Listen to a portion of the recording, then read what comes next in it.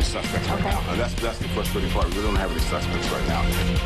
But investigators say they'll be working all night to find out who planted the car bomb that injured an attorney and his 2 sons in Monroe. Good evening, everyone. I'm Diana Lewis. And I'm Dave Llewellyn. Federal agents and police are following a number of leads tonight as they try to find out who's behind the stunning attack. Our team coverage begins with Action News reporter Michael Rosenfield live in Monroe.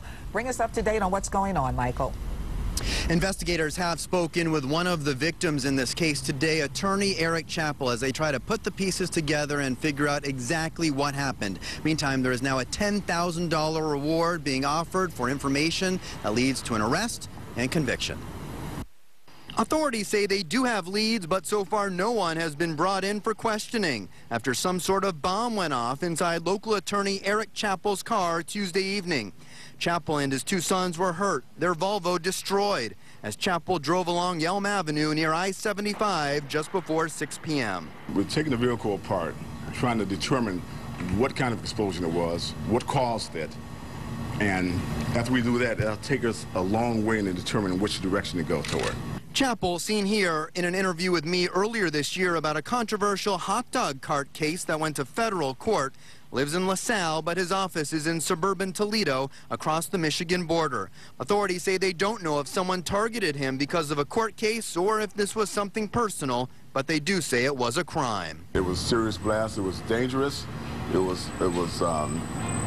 had a lot of power behind it, and the victims are very fortunate and very blessed to be alive. We did reach out to Eric Chappell's law firm today, both by phone and by email, but they would not talk about what has happened. We're live in Monroe. Michael Rosenfield, Channel 7 Action News. All right, thank you, Michael. And tonight we're getting a closer look at the life of Eric Chappell and whether this attack could have been linked to his personal or professional life. Investigator Heather Catallo continues our team coverage. She's in Monroe. And Heather, what have you found out? Well, Dave, right now federal agents are trying to determine if this was a bomb that had a timer or if someone actually had to detonate this device. And sources are telling Action News that Eric Chappell had serious injuries on the right side of his body, and the children have had to undergo serious surgery.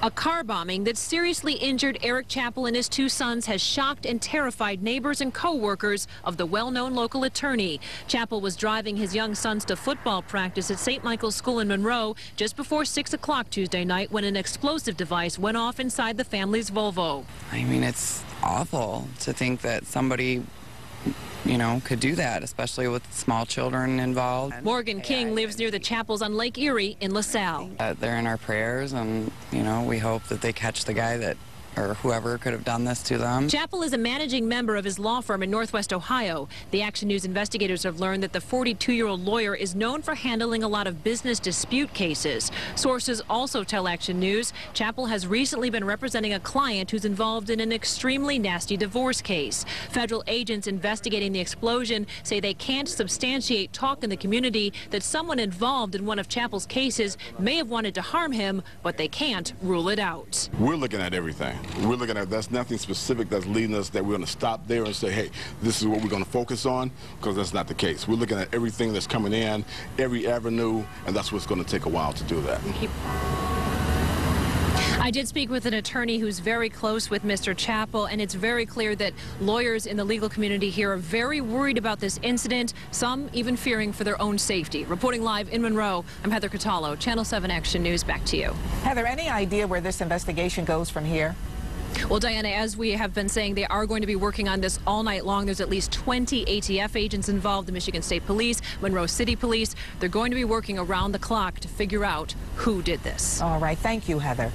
And there are 2 phone numbers for people with tips to call. And remember, there is a $10,000 reward. First, 888-ATF-BOMB. That's 888-ATF-BOMB. Also, 313-202-3440. That number again is 313-202-3440. And you can watch the entire police news conference and get the latest updates on the car bombing investigation on the homepage of our website, WXYZ.com.